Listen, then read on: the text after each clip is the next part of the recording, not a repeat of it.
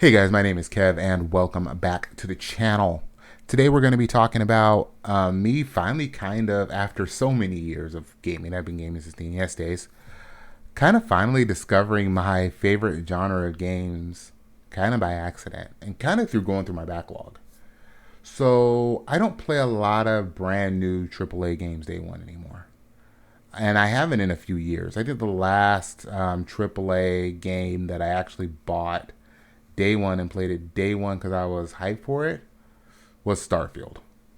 Like just in general, I think it was Starfield as far as like RPGs go. And then I tried some other games I usually try down the line. Like I played Metaphor Fantasio last year, but I bought it like 2 months later. I played Persona 3 Reload, and I played that like a month later. Um, but as far as other RPGs, I think it was probably Starfield. And I feel that way kind of about AAA games in general. Like I'm not really excited to go run out and play them day one and buy them day one because I feel like the games are lacking. I feel like they lack in terms of story a lot of the time.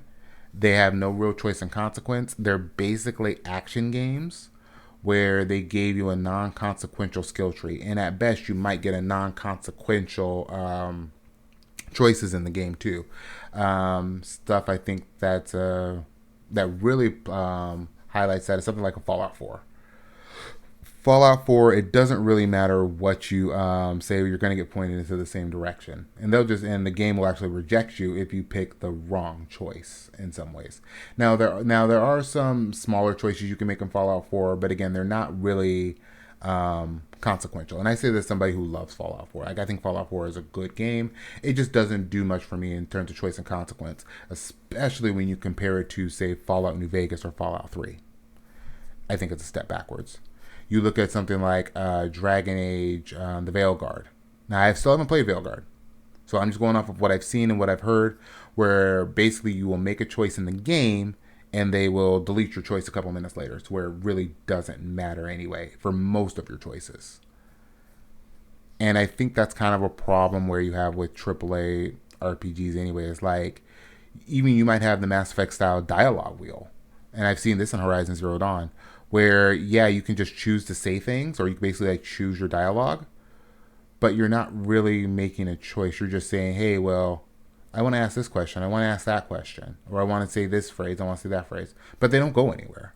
Like the conversation, you're not really a part of it. Like you can't choose how to respond, and it just gives you a hey, I can say this, and then they respond. Oh, okay, and now this, and then they respond.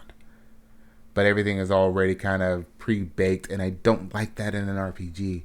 In an RPG, I want choice, I want consequence, I want freedom. I want to be able to build a different kind of character, and I want to build them around stats. So say I want a guy who is like really really strong, but maybe he moves slow, but he hits like a freight train. Or the opposite, maybe I have a guy who's like super quick, but maybe he doesn't hit as hard. Or maybe like a just a dumb character, or maybe a mean and cruel character. And it's so hard to do that in Western RPGs and like AAA Western RPGs. Japan, you guys are doing great. Japan, keep doing what you're doing with your JRPGs. Don't change a thing, except for maybe Final Fantasy. I'm not a Final Fantasy player, but I've heard a lot of people say that most of the modern Final Fantasy games aren't that great outside of 14.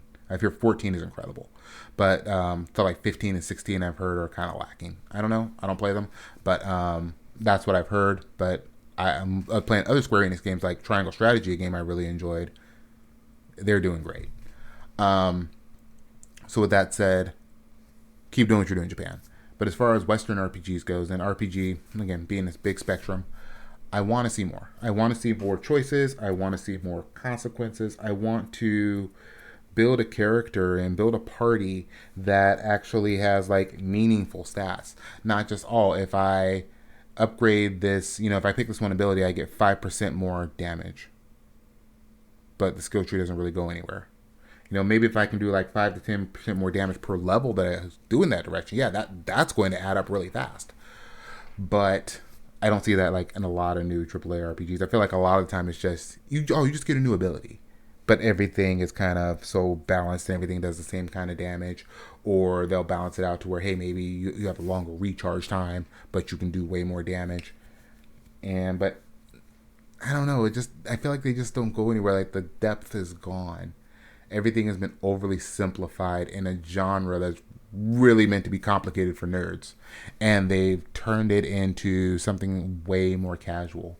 They've casualized the genre. They took away the D&D elements of it, where you had your, because again, the choice and consequence. Your choices used to matter, and now they'll tell you your choices matter, and they really kind of don't. They're very lukewarm choices a lot of the time. Or it's like a choice that, oh yeah, it'll change the ending that you make at the very end of the game. I don't like that in most modern Western RPGs anymore. And I feel like the genre's really kind of fallen off. On top of, like I said, there's action games. So the combat has little to no depth into it. I look at the atrocity of that is Dragon Age the Veilguard's combat. Sure, it's fun for people who just play action games. But again, there's no real depth to it. And I felt that way about Dragon Age Inquisition too, and I'm pretty sure it's probably worse than Veilguard.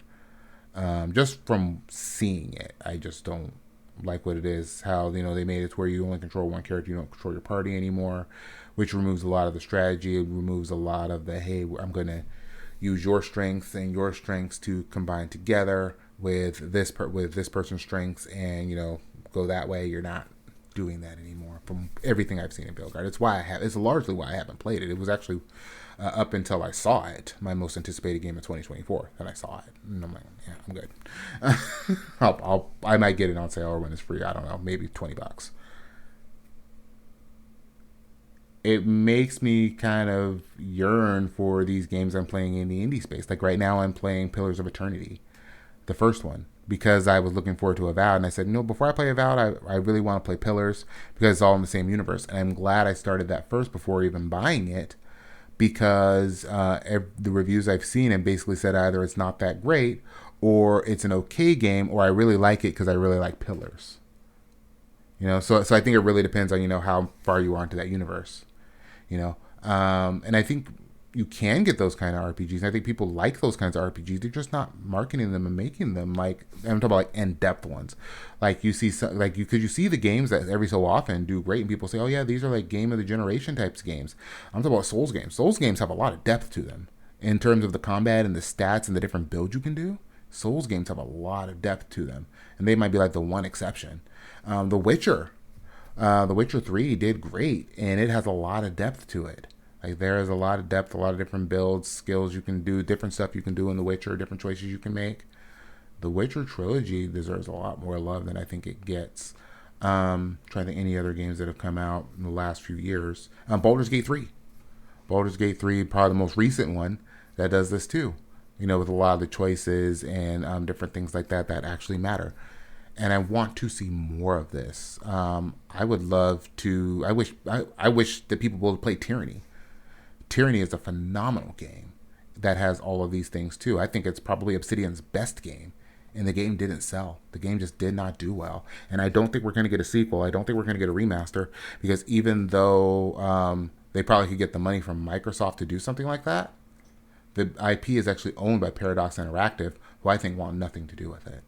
Maybe they could buy out maybe they could buy out the IP. I don't know, but what I'm getting at is I miss games with that kind of depth, and I'm going to go back and play some of the classics, because these games have been around for years and under my nose, and I just didn't know about it because I was always hearing about all of this mainstream AAA stuff that at one point was really good, with stuff like Fallout 3 and New Vegas and the Mass Effect trilogy and like the Dragon Age Origins. I think like Dragon Age 2, but after a while, it just became all homogenized, and I feel like Mass Effect 2, which is ironically, like, I love Mass Effect 2, but it is the least RPG of all of them. It is very much so action game streamlined with a skill tree that just gives you new abilities but doesn't really do much for your character. Even with the stats that build into it, it doesn't make them that much stronger. That's what new games feel like to me. Like, they're action games with RPG window dressing, but they don't really get in there with the RPG elements. And that's why they call them action RPGs, which I don't even like that, because Diablo used to have depth too.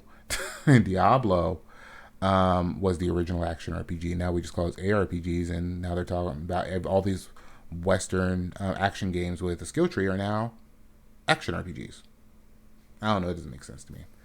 But anyway, I kind of just wanted to make this video. I kind of wanted to vent about Western AAA RPGs and how they're not really doing much for me anymore. But I am really enjoying what I'm playing with Pillars. I'm enjoying what I'm seeing in the CRPG scene, in the tactical RPG scene, and the strategy RPG scene even. I just wish we could see more of those in the mainstream, and we're just not getting those anymore. At best, you're going to get, maybe JRPG with some tactics to it, something like Fire Emblem, something like Metaphor ReFantazio, which has a bit of tactics to it too. But you're just not getting that anymore, especially not, like I said, not on the Western front. And it's so sad to see, all of these IPs, all of these games that used to have a big aspect of that choice and consequence, or of that strategy, just wither away into action games. The Elder Scrolls apparently used to do that. I never got big into the Elder Scrolls, but what I've seen of them and what I've played of Skyrim, yeah, I see the elements of it from then. And I mean, it's back from that era. You look at something like Fallout 4, and even 76. So different from 3, New Vegas, or even 1, 2, and Tactics. They're so different. And I wish we had more games like 1, 2, and Tactics out there. That's not to say Fallout 3 and New Vegas are bad games. Even Fallout 4, I like Fallout 4. I just wish we had games with more meaningful choice and consequence. And not just everything that's just kind of, I don't know, pre-baked in, for the lack of a better term. Anyway, what do you guys think about modern AAA RPGs, specifically from the West? Are you guys like me, where you think that, hey, these games have kind of really just fallen off, and you wish you could get something with more depth? Or are you really happy and hope that we get more of what we're getting? Maybe you're a Souls player and you just love the that aspect of RPGs, and those are your favorite RPGs. I have no smoke for the Souls games. I don't personally like beating my head against the wall, fighting the same boss for hours at a time. And that's why I just choose really not to play them as much. But I have played Dark Souls 2. I did beat Dark Souls 2. And I played a lot of Dark Souls 3. So I played some of the games. It's just, I'm at a point in time where I don't want to chase the challenge. I want to do the party-based stuff. I want to do the choice and consequence. I want to do the character builds and stuff like that. So they're just offering something different. But Elden Ring, maybe at some point, I don't know. Anyway, let me know what you guys think in the comments below. I'll talk to you guys next time. Thanks for watching.